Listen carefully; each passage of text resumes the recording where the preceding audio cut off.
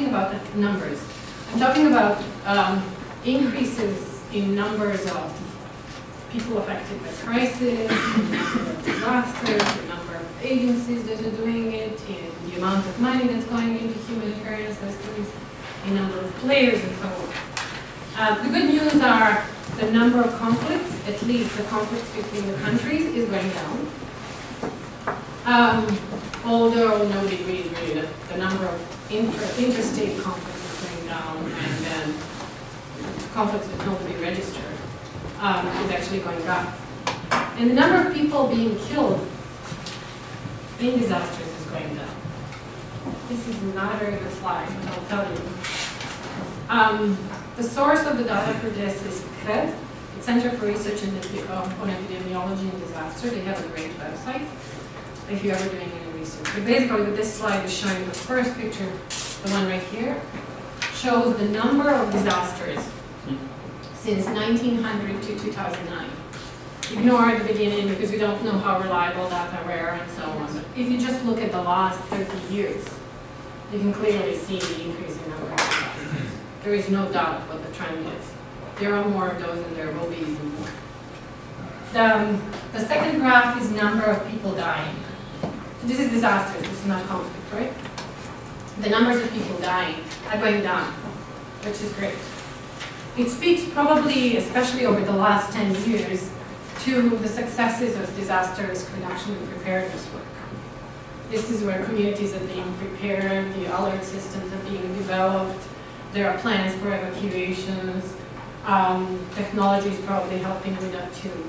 So the numbers of people being killed, I can't remember the numbers, but Cyclone Cedar that hit India and Pakistan, Bangladesh in 2007 was similar strength like the one that hit in 1970 something, and the number of people killed was in single digits percentage from the one in the 1970s. However, the number of people affected is growing. You see in this graph, also over the last 30 years. And it's growing big time. And some say it's a function of there is more of us, but I think, and the research says, it's not that simple. The number of people affected is growing because there's lots of poor people. And yes? I think with these graphs, we also have to factor in like the technology level and globalization and how effective this information is. So maybe 20 years ago, we didn't have the information and the exact communication to know. Exactly. That's why I'm saying ignore the first 80 years of this. But even if you look at just the last 20 years, the trend is really, really clear. And if you go on their website, you can actually find shorter time periods for the last 20 years where the information is very, very clear. Yes? And I agree with you in the sense that the reason why more people are being affected is because of the situation we live in. Poor people are the most vulnerable in society, and it's a cyclical trend where that they're more susceptible to environmental disasters, exactly, which pushes them into further poverty, and they're more defenseless and vulnerable. So it's always a downward trend, and it increases because of, as we see in conclusion, that I don't think we're seeing more and more natural disasters. And they can't get out. We're seeing it in country budgets. The Cameron and budget we presented a couple of weeks ago, all the cuts for Britain. We actually increased the amount of aid that they put aside for natural disasters. I think that's a continuing trend. Clearly, Oxfam did the report recently that you can get online where, working with CRED, which is a very credible research institution, they're predicting that by 2025, I think 300 and some million people a year will be affected. And people may say, oh, it's floods, 2 months, people are going back to their homes. But we're talking poor people. They don't have their homes after a flood. They're gone. There are 3 pieces of cattle, their garden, it's all gone. So the impacts of disaster are also lasting longer. They're not, although the natural disasters need a smaller strength and they manage to escape and don't get killed, the impact on their livelihoods and on their living is much, much longer and takes longer to recover. I think you may have been talking something about this. I also wanted to show you how the amount of money for humanitarian disasters is growing. So the total sum of money is growing. This chart shows, and this is from Development Initiatives and the Global Humanitarian Assistance Program. They issue annual reports, and you can get the reports for the last 10 years, since 2000, maybe since 1990, doing this, where they monitor the trends of giving for humanitarian assistance. What this chart is showing that the government giving has been growing in absolute terms, and the public giving has been growing. So I think I remember 10 years ago, or maybe 12 years ago, the total government humanitarian assistance was about 7 billion. Now it's up to 12. Last year it has gone down because of the financial crisis, because lots of governments had cut on their funding going to humanitarian assistance. The public giving for humanitarian crisis, for international crisis is growing as well. This is as a proportion of the overseas development assistance. You know what overseas development assistance is, what governments spend on development and humanitarian assistance. This is the proportion. Basically, proportion of humanitarian assistance, although government giving for ODA has gone up significantly, the proportion of humanitarian assistance has gone slightly up, not reflecting the increase in number of crises. But it is going up, which means that as money is going up from 10 billion to 15 billion, there is more players in this, right?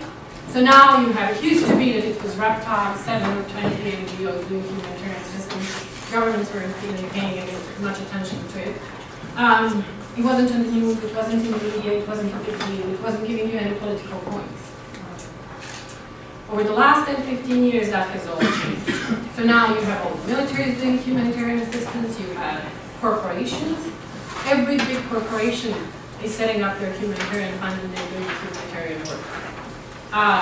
Each of the governments is setting up their offices in humanitarian crisis, so it's all becoming a lot more important and everybody wants a piece of the pie. How much of that is because the Millennium Development Goals were because they started that at 10, 15 years ago, where they set targets to eradicate poverty and things. Because humanitarian assistance doesn't really eradicate poverty. It doesn't, but some of those things are in one of the 8 goals. My personal opinion, so this is not all I'm saying, is it's the media coverage that humanitarian crisis gives you. Because if you compare funding for Haiti with funding for DRC, it's pretty clear.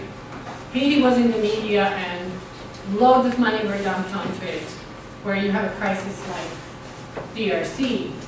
Too long, nobody's paying attention, it's not going to give us any points. So I think it's very, very political. Different governments, different level of politicization, but so with all these new players, there's more competition, right, in the field. And there was loads of criticism. You probably all read about the 80s, and basically in the 80s, if you're a humanitarian aid worker, you went to field where there was a food crisis, and you could do anything, right? There was no control, there was no standard, there was nothing that says how you should do it. You were basically a do-gooder, and whatever you did was good. And then people started realizing, not so good.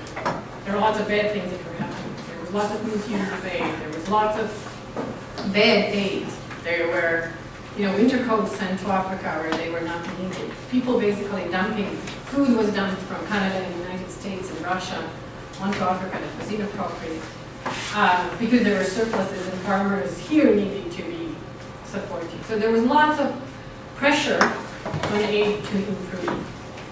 And so there is a drive for professionalization of the work. And this is where you come in. Now there is 20 universities in Canada that have international development programs. There is 3 or 4 so far that have master's program in humanitarian assistance, specifically. There is, the NGOs got together and started working on all sorts of things where we were self-policing ourselves. So the first thing we adopted was Code of Conduct, which had 10 principles which every humanitarian agency says they should abide by. Respecting the local culture, building the local capacity, being independent, being impartial, all sorts of great things. Then the Spear, the orange book here, was about technical standards. It has a section that has a charter about how we should behave. but it also has 4 sections which tell you where we've agreed, the big NGOs, on how much water a person needs to stay healthy and not get sick.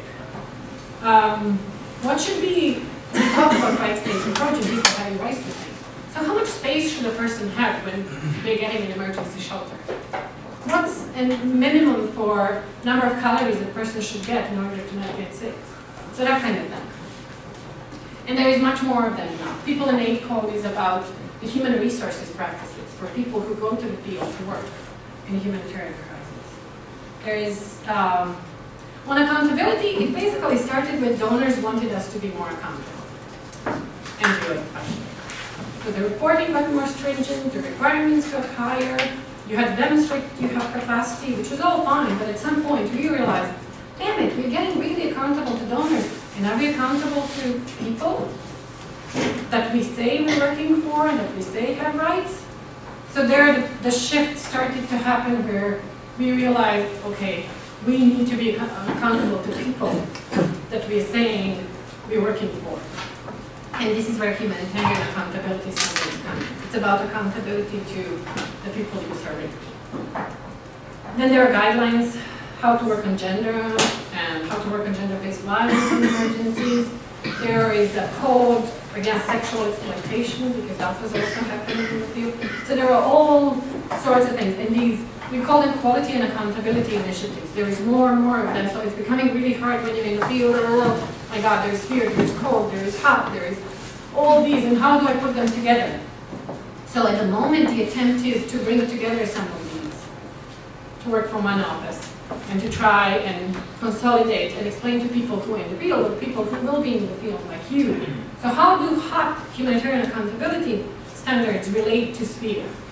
Or how do they both relate to code of conduct? That wasn't very interesting, right? Actually, I found it very. For you, that the humanitarian accountability standards. Which one of those books is? There is no book here. So I couldn't find the cover. But if you go and key in humanitarian accountability standards or HAP International, there is an organization. HAP, yeah, HAP.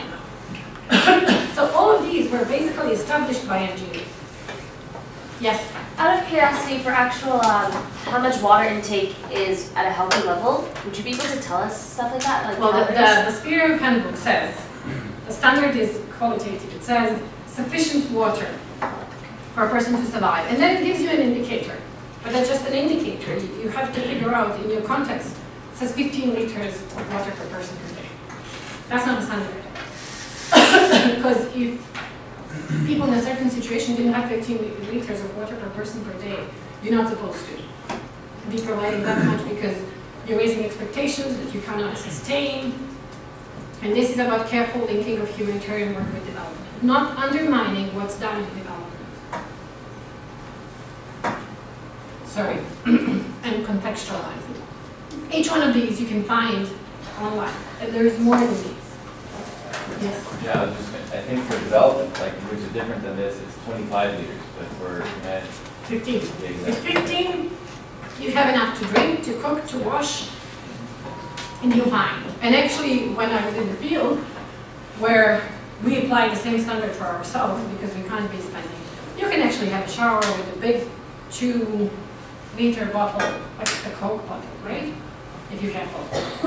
And people get to be really, really careful with water when there is a short supply of water.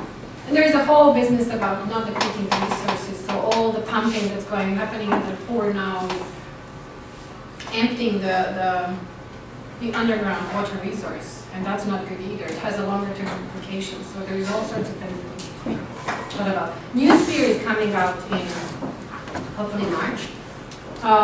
It will be green, not because it's on slide.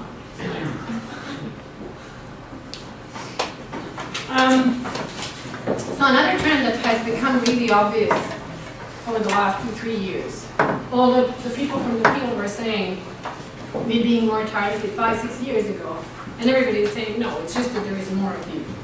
Well, now there is some solid research that actually demonstrated that in real time, the relative rates of attacks on aid workers have grown over 60% in the last 3 years.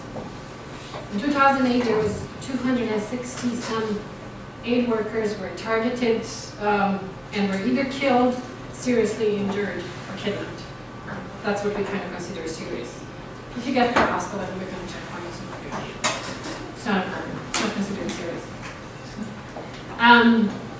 And we think it will be definitely increasing. And what we already see, so that's the research that includes 2008. 2009, 2010 are already worse. The kinds of attacks are changing too. 20 years ago when I started doing this, most aid workers would get hurt in car accidents. Because reckless driving, not putting your seatbelt.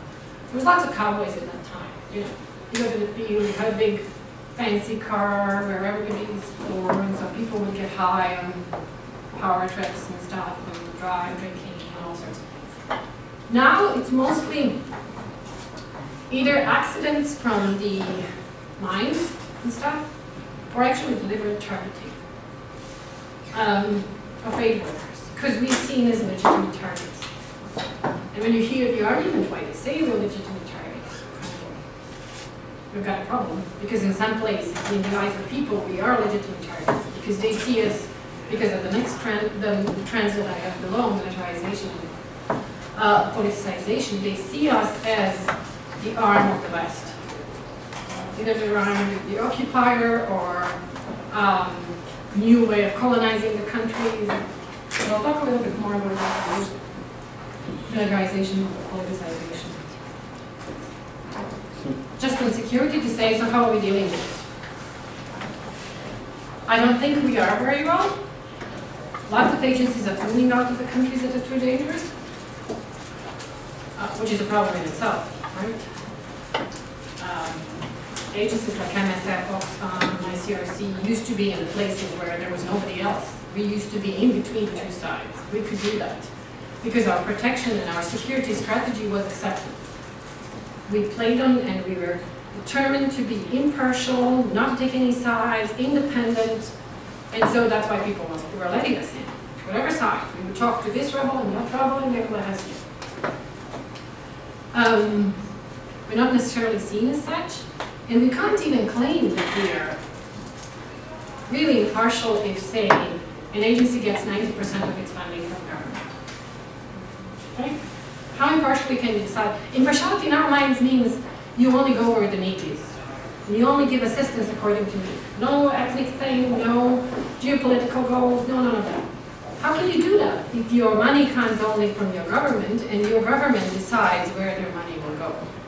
So that kind of limits your impartiality and independence and the rest of it. So the acceptance strategy is more and more being abandoned. And agencies are either leaving the countries or working fully through local staff, which is basically transferring the risk to national staff, the countries in which you are. Say, everybody who is international leaves Somalia, that's case for diaspora. There's no international staff in Somalia, it's all Somalis. The logic for that is the Somalis, they won't be as much targeted. They're also working for NGOs, and they're sometimes seen as, you know, sellouts. And there is ethical question, is it okay for us to be transferring the risk? Yes? Sorry. No, it's okay. Then, like, would an alternative be to employ sort of the locals there to do aid work? Is that? That's what's happening in most cases. So our offices in Somalia are all locally staffed. But there is an ethical question there. Oh, we're transferring the risk to them. Oh, sorry. So now they're being targeted. I just repeated what you just said. Same in Afghanistan. Most of our staff in Afghanistan is local staff. And recently we've had a case where 3 of them went in the car. One of them dropped the other 2 at home and was driving back on the same road and got blown up by a mine. 3 children. The other strategies are hiring armed guards, which only a few agencies do. We don't do it. We're very, very nervous about our armed guards because we think that makes us even more of a legitimate target. if I have guys like this escorting our. Or what we do is we have a very strict rules. So in the areas that are secure, nobody goes out after dark. You have to live in the staff houses, which means that 10 people usually share one house. You have to, in Haiti, initially, you couldn't be just one person in the car. There had to be at least 2-3 people together. You had to speak the language and all sorts of things. It's a big debate in the community. It's a huge, huge debate. How do you feel about it? Because the attacks actually coming and there's an attack last day of illegal deadly where the militants actually came into the residence of the gay worker and started to shoot. You cannot completely eliminate the risk. There's no way to completely eliminate the risk. And if you are risk averse, development is more your thing. Don't go into insurance. There is no, so it's basically about managing the risk. And how the risk used to be managed is by communities knowing us, accepting us, unarmed, civilian clothes, all of it. It doesn't seem to be working anymore.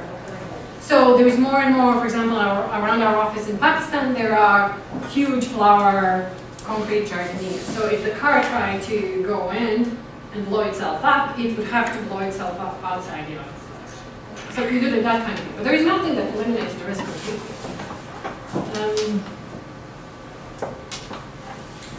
And the other thing that we're all doing, partly because of security issues, but also because of militarization and politicization, I have to rush a little bit so we can have time for discussion, is coordinating with each other, right? So all of the NGOs, we didn't used to do that before. We coordinate for the purposes of not overlapping and not leaving gaps, but also for the purposes of knowing who's doing what and exchanging security information and so on. That's one approach. Right? That agencies like Oxfam Care, IRC, World Vision, and the others. So we have interagency meetings, we talk to each other, we exchange security plans, and then there's other approach, like knowledge. Us living with you, and then you living with UN, and UN living with the military, just puts us more at risk. We're going to go away and not be part of anything. And that's MSF's approach. They've left all the coordination mechanisms. They're not participating in anything. And they're saying it out loud. They're saying, and they are taking much less government money too. Trying to say to the world, to the parties in any conflict in the place where they are, that they're not being co-opted by the militaries and Western governments and so on. We were still to see whether that works, right? Because they only started training. But they've also taken some really heavy losses in terms of staff. And this is the one I could talk about for half an hour, probably, and we have a total of 15 minutes. So I think I'm going to just say that starting from the late 1990s, probably conflicts in the Balkans, where military started getting involved. So the same militaries that were bombing Kosovo and Serbia were running the camps, refugee camps. Because they wanted to be seen not just as the bad guys bombing, but also as the good guys doing the good thing. So they had these camps running, and issues with that were blurring the lines and violating the humanitarian space, because the IHL says they should provide humanitarian assistance, but only in cases where there is no civilian agency doing it. So the whole DART thing is questionable. And then the politicization, the whole business where the governments announce these great aid assistance programs where, not just because of the need, there is always a need, there is no question about that, but also because it matches their foreign policy interests. And all of the Western governments have committed to not doing so. They all sign on to good humanitarian ownership principles, which say that the funding will be allocated according to need, nothing else. And then trickle down of that onto the governments of those countries, the NGOs that are doing humanitarian assistance, how it looks to the rebel forces, the whole 3D thing, defense, diplomacy, development, trying to run those three together and saying that they are reinforcing each other, raise lots of questions. PRTs in Afghanistan, where decisions about the humanitarian assistance are made in a team that's actually run out of the barracks. and they say run by a civilian, really, you're living in the barracks, the military. You're shooting. So you're just like embedded journalists. Your judgment gets influenced by the people you're living with. Sorry, I'm trying to run through. Oh, I wanted to share some examples of politicization. So militarization, you see it everywhere. There was more military than civilian agencies in Haiti. You could make an argument that civilian agencies didn't have capacity, including UN, because they were heavily affected. But you could also make an argument, yes, but the soldiers didn't have to be handing the work around, because anybody can do that, including the local people. Why didn't they go and fix the port right away? Or why did they get the airport completely clogged and stuff? So no aid can come in. Question of Burma and the big cyclone that happened a couple of years ago, where the calls were made for intervention and the responsibility to protect. I'm probably going way ahead of me, because I don't even know how many of you know about that. But this idea where international community has a responsibility to intervene where the government is not, where government is violating the rights, and not satisfying the needs of communities. It's meant for conflict. And it's not just about intervention. Suddenly, some people, like the French Minister of Foreign Affairs, Bernard Kouchner, were calling on for military intervention in Burma, because the government of Burma wouldn't allow aiding. And then it's really easy to blame humanitarians, especially NGOs, for anything. Right? So you see it in the media. The first week of the crisis, we're heroes. You know, pure angels, sleeping outdoors. We're not, right? More and more we're professionals doing our job, and we like to be seen as professionals where there are expectations of us, the rules of the game. And then 2 weeks in, we're devils, because we haven't rebuilt the city yet. I have a friend from Berlin, she works for us in Berlin, and she says after World War II, after Allied bombing, it took 3 years to clear Berlin, which wasn't, at that time, nowhere near the size of it. These things take time, and the expectations are unreasonably high, and we often to be blamed for high expectations, because we make people think that things will happen really quickly. Coca-Cola is running their own humanitarian operations. 2 issues with that. First, do they know how to do it? Because it took us 30 years to learn how to do it, and we're still making mistakes. We're still screwing up on lots of occasions. Same argument applies to military doing it. No consultations, no community involvement, no participation. Women, what women? Everybody's affected in the same way approach. And the second one is, why are you doing it for? Okay? What's your mandate? Your mandate is to make money. So, if Visa is offering to give Visa cards with a cash on each one of them for the population, is it really to help the population, or are they going to charge them fees? You know what I mean? So you need to understand what the interests of the agency are. Our interest is clear. We want to change the world and be very transparent about that. And we have an agenda. I'm not saying we don't. And we're not saying, Oxfam is not saying that we're trying to do. Urban crisis, this is the one that we're so not prepared for. So over the last 20 years, we've collectively, the biggest 20, 25 humanitarian NGOs, developed lots of capacities to have a quick operation in a camp of 100,000 people. We'd quickly organize, and CARE would do camp management, World Vision would do food, Oxfam would do water and sanitation, Save the Children would do education. Would all be set up. That's in rural areas and camp situations.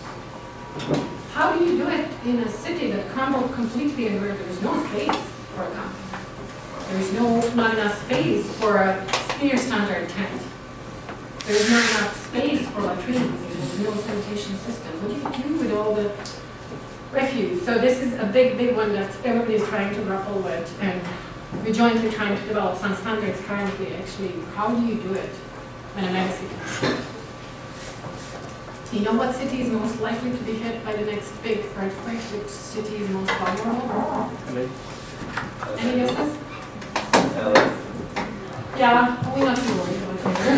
Should be able to do, and actually you've seen how California much better dealt with fires last year than Katrina was dealt with.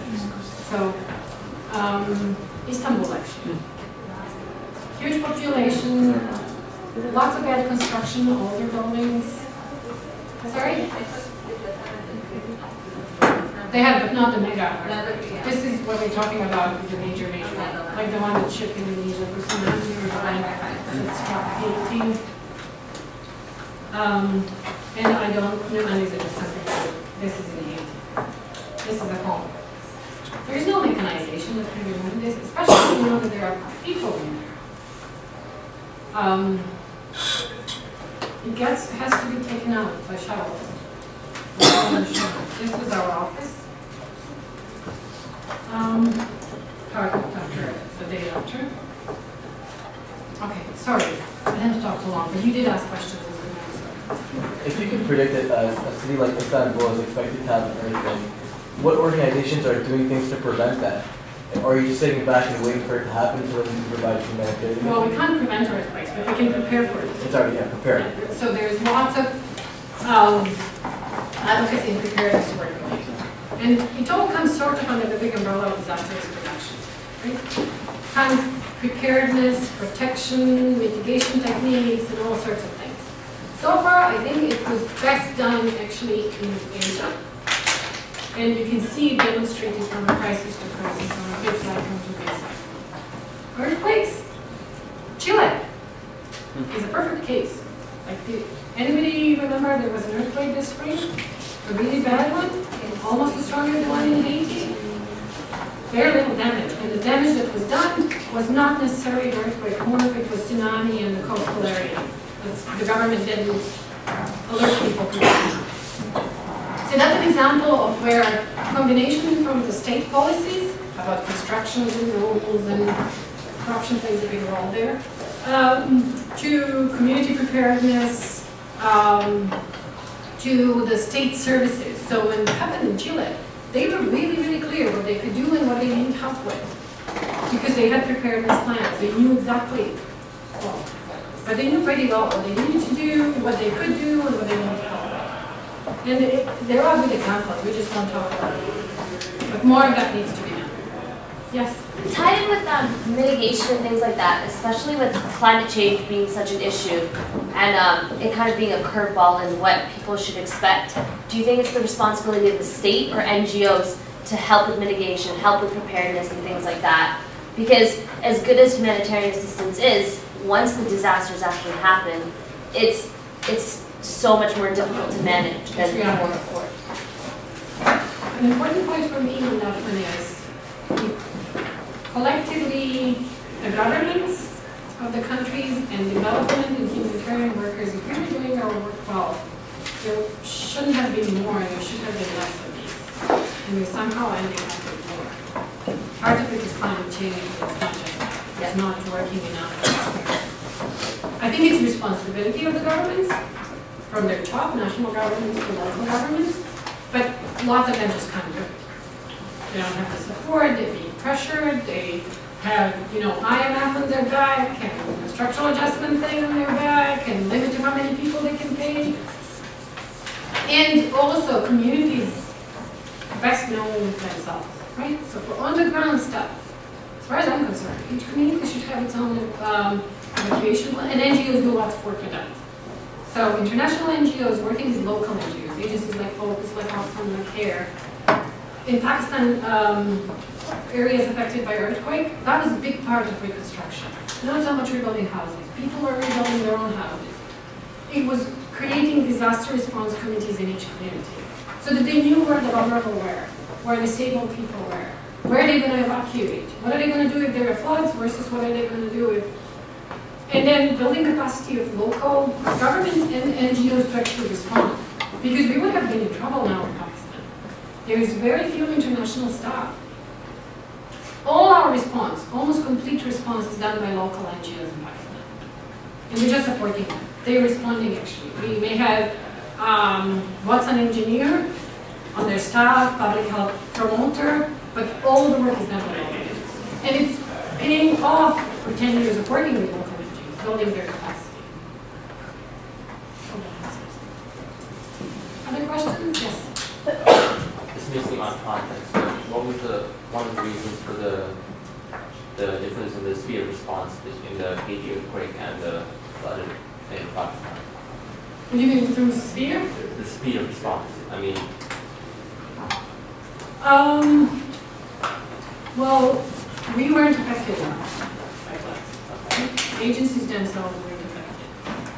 And access, while affected on local level, access into the country wasn't affected. Government of Pakistan has lots more capacity. You can think all you want about Pakistani government's politics and politics of Pakistani military, they have capacity. Not enough, any at all, but you can't compare them with Haitian government. The level of destruction.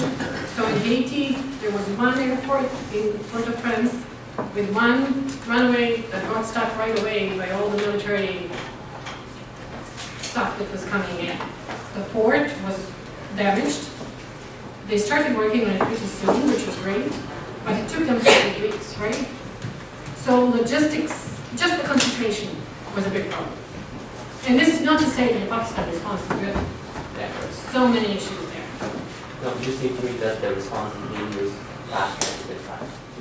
No, the response from the public was faster. Okay. Media and public. The response on the ground wasn't faster. Pakistan was, because we had more capacity on the ground, collectively agencies was launched faster. It was just hard to raise money because nobody was paying attention to the country. So just Oxfam Canada, all the other Oxfams, raised almost $5 million within 3 weeks for the Haiti response. We're still not anywhere near 2 million for it. And we think that our donors are educated, engaged, politically engaged, savvy, and who understand the difference. It's really, really funny. Politics probably funny into it. Usually people are more reluctant to give for complex situations. Where there's a conflict, they kind of don't know what's going on, they really don't want to. When it's natural disaster, it's easy. But the number of people, 3 million people in Haiti affected and 20 million affected in Pakistan. There was another question? Yes. You talked about how it's problematic if corporations do humanitarian work because of their intentions. It's sort of unclear. So, I mean, even if their intention is unclear, if they're doing good work, Yeah. what does it matter? Yeah, definitely. They should do it. But they should do it well, is the point. Because it's not like nobody but NGOs should do it. We don't have enough capacity. It's as clear as that. Because you have like 25 really big NGOs, and then you have another 20 that are regional and have a solid capacity. And then you have thousands of briefcase NGOs, which, as far as I'm concerned, just confuse things. With all their good hearts and good soul, you get on a plane and you come into Haiti and you don't know what you're doing, where are you doing it, why are you doing it, you're not coordinating with anybody. But those 50, say, that work with the UN system don't have enough capacity for a negative crisis. And there is going to be more of those. So it's not to say they shouldn't do it. It's if you're doing it, you should do it well. You don't need to repeat our mistakes. Same that I always have to say to DART. Don't repeat our mistakes, because they are. Yes? Would it be better to just encourage that the commercial sector helps to build the capacity or funds, just helps the NGOs that are already established and know what they're doing and have been doing it for so long, rather than starting up their own initiatives or their own projects in different countries because they really don't know what they're doing? Probably, but for many crises, I don't know if they have enough capacity. What would be fantastic if they invested in capacity before the crisis happened. That wouldn't give them any media coverage because they were working with disasters right? So, but we keep talking about these huge ones, Haiti and Pakistan. There are very few places like that. You will never see Coca-Cola in Zimbabwe doing humanitarian work. You know what I mean? It's purely for attention, public promotion, as far as I'm concerned. There may be good people, individuals who are working it, but why does a company decide to do it rather than to promote itself as a good? Yes.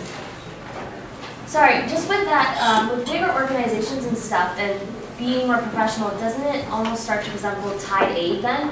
And in the ways that it's only for their own interests and it's only in those select few countries where they'll get recognition and things like that? What do you mean by bigger organizations? Well, for example, if Coca-Cola is only going into places like Haiti and not Zimbabwe, isn't it, although like they're operating as NGOs, isn't it just what Tide Aid is doing? It's a top-down Yeah, approach. exactly. It's just commercial.